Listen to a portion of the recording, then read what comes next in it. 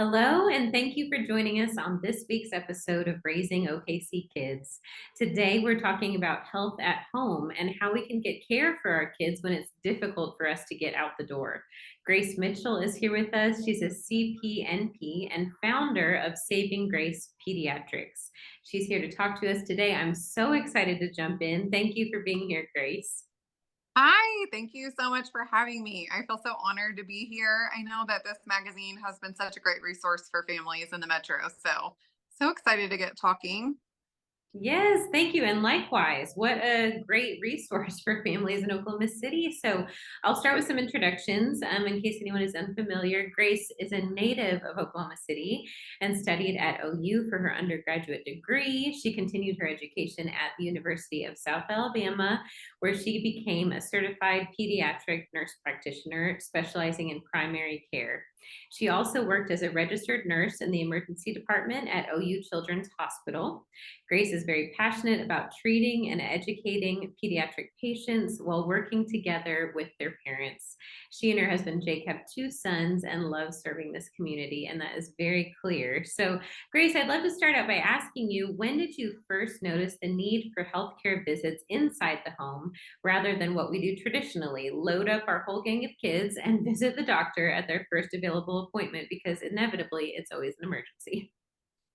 Right. So there's so many pieces that kind of I think led to this, but the major aha moment was my 5-year-old actually Bennett was homesick one day and with some respiratory issues, and I kind of had the realization of, oh my gosh, I'm so fortunate to be able to test him here and check him here, and I know what to do. We don't even have to leave, and I don't have to get him out in this weather. It was January, it was freezing outside, and I was just like, why is this not available for other parents? This is crazy. Meanwhile, we're having groceries delivered, dry cleaning delivered, all of these things. And it just kind of came to me. And then once that happened, it was just the possibilities kept flowing. And I just felt like there was endless possibilities for it. And the need was definitely there. Yes, like you said, in this age of convenience, healthcare needs to be involved in that. So that is outstanding. Why do you feel passionate about meeting clients where they are? You kind of alluded to, some of your backstory just with your own kids. But we spend our most time in our home. And I feel like there might be a difference when treating a patient in a space that they're most comfortable. Is that something you see often? Oh gosh, yes, you're completely right about that. So, the kids have been loving it, and parents love it too, of course. But whenever we do a visit at home, a child is so much more comfortable in that environment.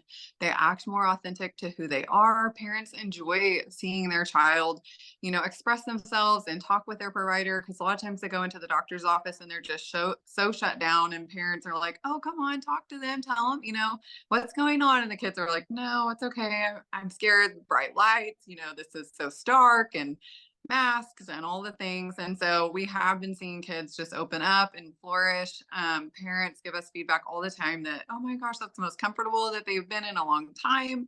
We really enjoyed it. And, usually whenever I go for a visit or one of our providers says, we sit down on the floor while the kids are playing. We can do their whole exam in the playroom. If a child is in their own bed and they don't want to get up because they don't feel like it, we can just see them while they stay in their own bed and comfy.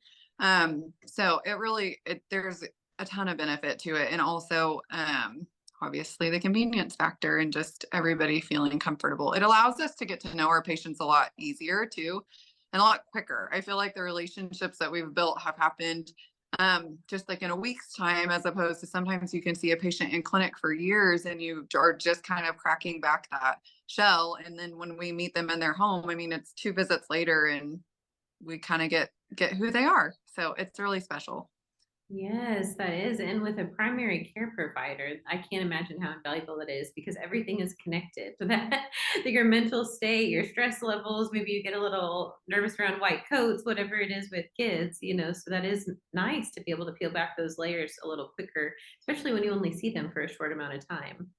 Yes, exactly. You're exactly right. And so you get the whole picture, and so you can treat the whole patient and not just kind of these symptoms that are being reported. So it's been fabulous. I love that. So as you mentioned, getting your kids out in January when it's cold outside, it might be sleeting in Oklahoma. We're obviously still in cold and flu season, and I know this cold and flu season has been just so bad, one of the worst so far. I'd love to hear more about what the primary age range of kids you visit is, and what are some common ailments that you're seeing a lot of this time of year. Wow, we see patients of all ages, all the way from newborn to college age. I have providers that will go to Stillwater and they'll go to Norman and see your child, like if they're at the dorm or they can't get to an urgent care. So we really see the whole gamut of ages. And across those different ages, we're kind of seeing different illnesses. You're right; it's been kind of a bad season for us as far as illnesses go, and so we've been seeing a little bit of everything. Mainly, we've been seeing school age kids and what all they kind of pass around and stuff like that. But yes, so flu and RSV among the younger kids, a lot of strep in school age and college kids, and a little bit of mono. So we've kind of been seeing a lot of different things this season. Yeah.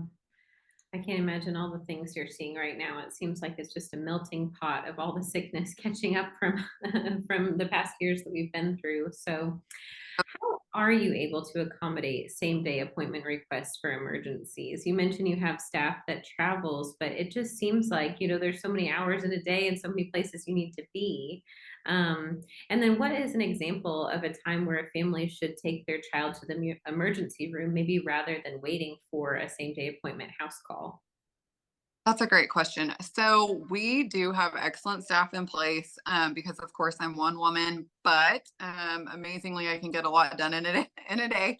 But we can accommodate same day visits, and we promise that we will. And so, if your child is sick and you choose to use our service, we won't make you wait till the next day. I think that's something valuable as a parent. Nobody likes to go to sleep anxious about their kid's health. So it means a lot to be able to care for them that day. And then in a situation, when patients call, we do triage some over the phone and just make sure that there's not something going on that is a little bit more urgent than a house call where they would need to be seen in the ER. We do have a lot of capabilities of caring for your child and keeping them out of the emergency room. As a nurse that worked in the emergency room, sometimes, you feel over bombarded with patients in those situations. And sometimes you think, oh my gosh, you could have, had this taken care of somewhere else if they would have offered it for you.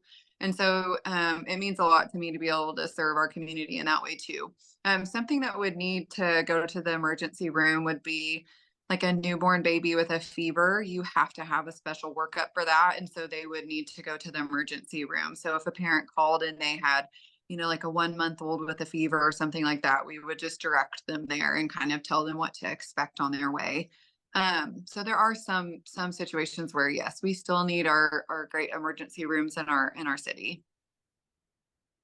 In that example, do any emergency rooms accommodate, newborn infants with high fever, or are there certain ones that are maybe more specialized for those kinds of illnesses?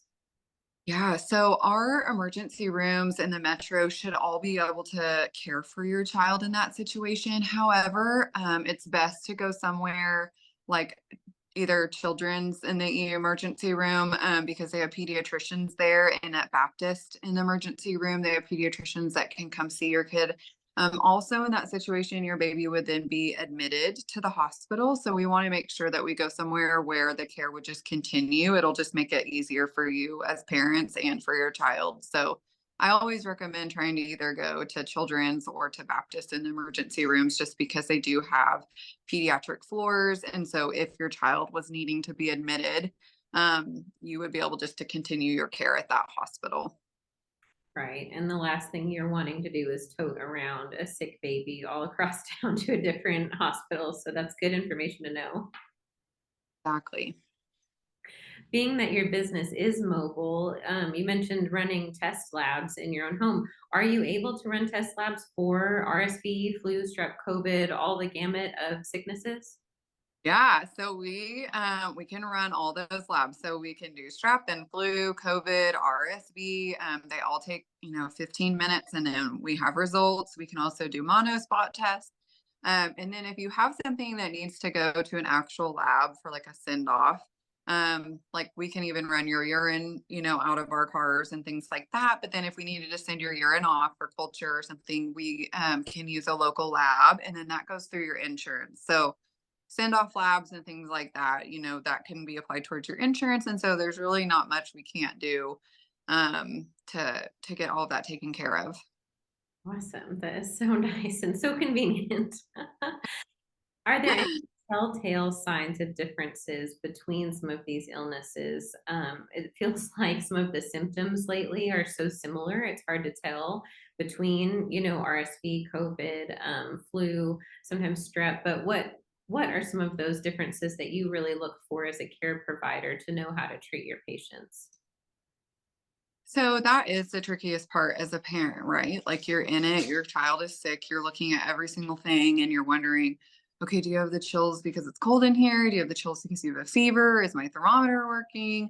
Is your throat red? I don't know. I can't see back there. And that, I mean, that is why our service is so great, honestly. So we can come and just help you with all those. I'm not sure what's going on.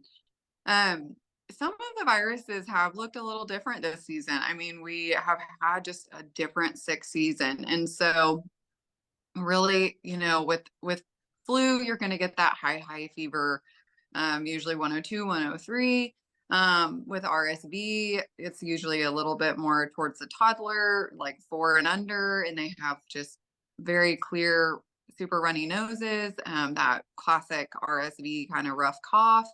um, Strep can be a sore throat, but also could be a headache stomach. So we try just to listen to the parent. We try to listen to the patient, check them out really well, see if there's any evidence of anything, and then just kind of proceed from there. So it's really we treat it case by case and just make sure we're super thorough and check all those boxes.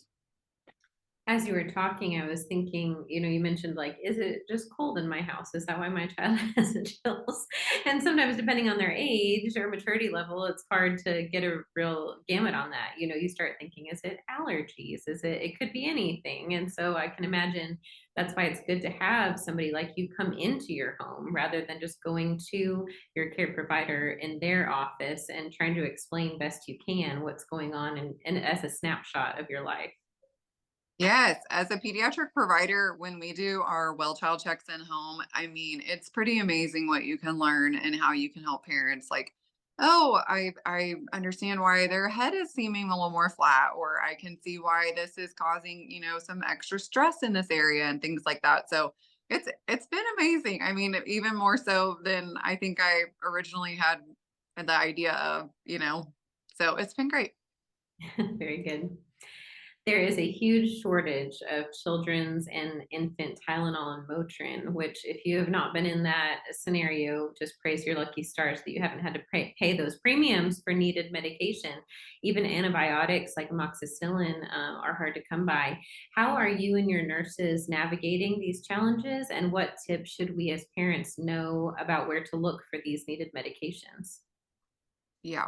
So this has definitely added an extra layer of tricky this season. And I would say something that we've kind of prided ourselves on through the whole sick season is myself and each of our providers has made sure to kind of call your pharmacy ahead of time and make sure that that medication is available. So we're not putting that on the parent to source their meds, run around, have things transferred, find it, all of that. So we're trying to be very proactive when we prescribe to make sure that the needed medication is in stock so that that can be filled. On the Tylenol and Motrin front, I actually got on my Instagram and did a very long video, like a 7-minute video, kind of talking about this because I think, yes, there has been a shortage, and yes, that causes stress. But at the same time, there's other options and ways to kind of help your kid that maybe are just thinking outside the box. And so as a parent, it takes a lot of that pressure off of having a shortage, right? I mean, even thinking back to when the whole toilet paper thing happened, it just makes you kind of get a little anxious as a mom or dad thinking, oh my gosh, if my kid's in pain, what am I going to do? We have other options. And we love talking through that with parents. I mean, you can get anything from a Tylenol suppository made at a compounding pharmacy, to using adult tablets and kind of just doing like splitting them in half or finding the right dose and then putting that into a liquid form for your smaller kids. So there are other options. We've been helping parents find ways of dealing with those things.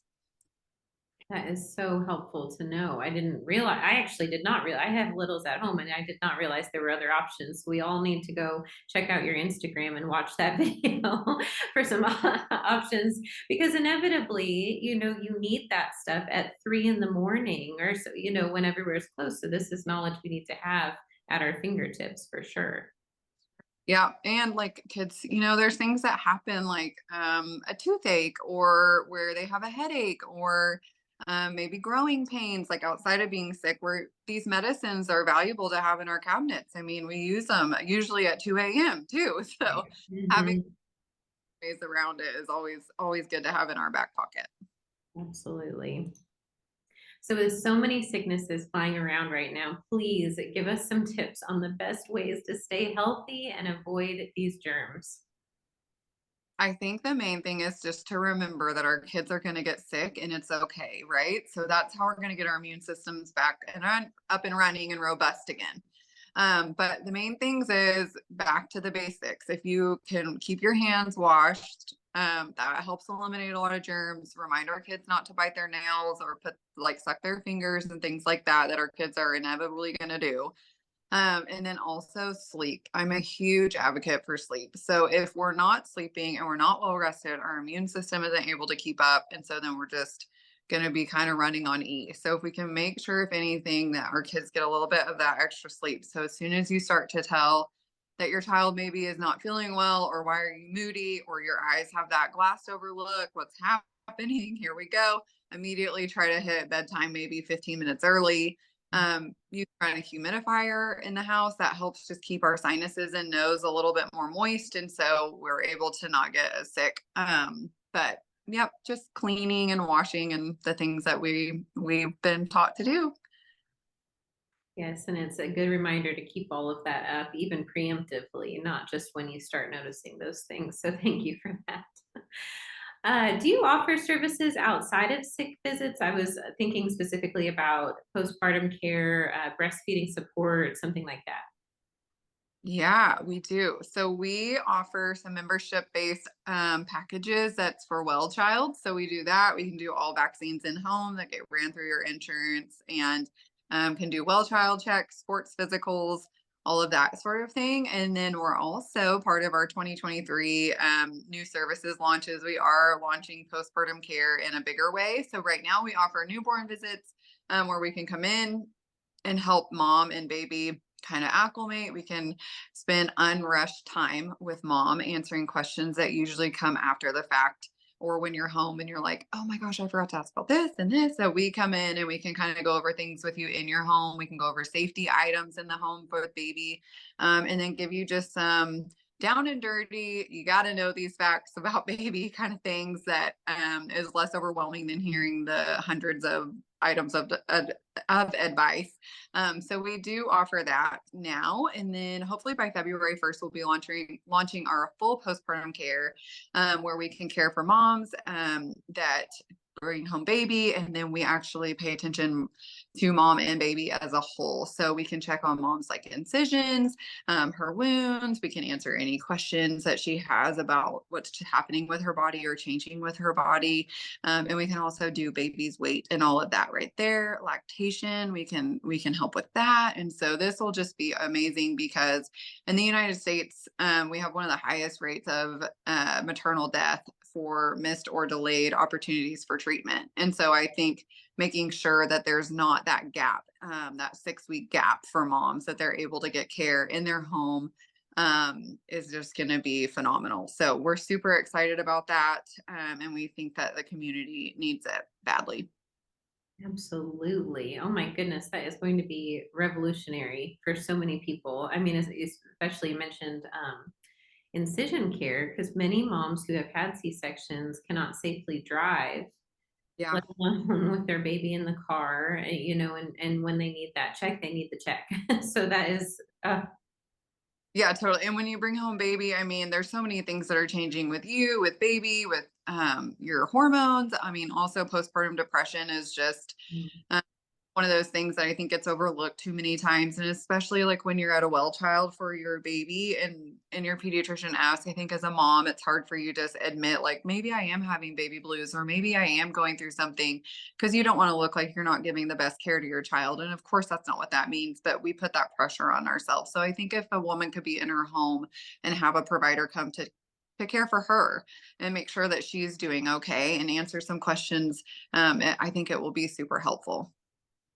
Yes, yes, and I think you hit the nail on the head too. There's an aspect of going to see your pediatrician with your new baby that does feel a little bit performative.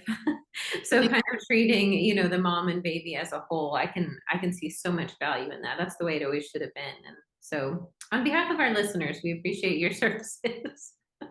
Thank So without breaking any kind of like patient confidentiality, are you able to share stories or examples of why postpartum in-home visits can be especially helpful? Of course, we mentioned a few of those with just wound care and baby blues, but have you seen how impactful that can be for some of your clients?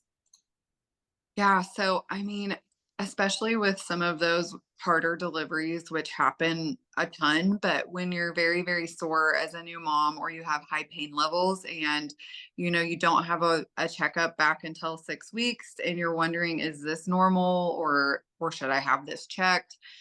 We did have a patient where a nurse was able to go and assess the mom and keep all of her peace of mind there for her, so that way she knew that she was okay. We were able to check baby's weight so she didn't have to get back out of the house for that weight check at the pediatrician's office. And then in turn, we were able to keep that pain level down. And whenever you're keeping a pain level down, you're allowing better healing and for our bodies to rest and heal quicker. And so, again, I just think it's going to be awesome for new moms. Absolutely. So whether we are a brand new parent or maybe parents of multiple children, what should we know about booking an appointment with Saving Grace Pediatrics? At Saving Grace, we will always guarantee a same day visit, and we'll offer you 5-star care with impeccable service each time. And then one of the greatest things is, I think that as we've hired on, we've been very selective, and each one of our staff members feels that caring for others is really a calling for them, and they will be honored to care for your family. That's beautiful. Thank you so much for sharing that with us and for taking the time to talk us through your care. Your passion is like you can hear it in your voice. And who doesn't want a care provider for their littles that is just as passionate about them as we are as parents? I know that's hard to come by, but this was so helpful to me. I know it was for so many others listening today. We appreciate your loving attention to our kids. Truly, truly, truly. Thank you so much for your time and for reaching out. And we look forward to meeting your listeners and all their little babes. Absolutely. And for those of you listening, you can learn more about Saving Grace Pediatrics at www.savinggracepeds.com, or you can look them up on Instagram at savinggrace_concierge. Join us next time on Raising OKC Kids.